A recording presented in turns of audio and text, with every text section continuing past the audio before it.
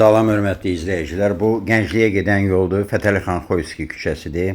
Tələbə ilə tərpənirik yaşıla və deyirəm ki, orta zolağı götür. Dömüşlərin yandır, güzgüyə bax, orta zolağı götür. Niyə orta zolağı?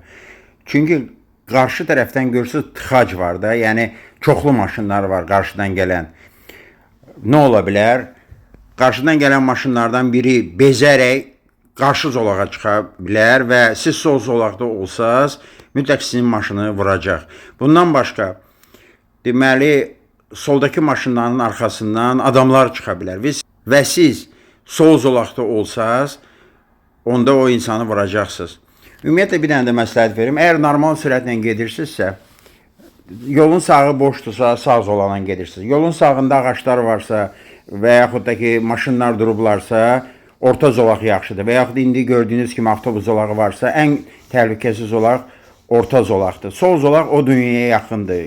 Qəzaların böyük əksəriyyəti sol zolaqda olur. Ona görə 3 zolaq olanda ən təhlükəsiz zolaq, normal sürətlə gedirsinizsə, orta zolaqdır.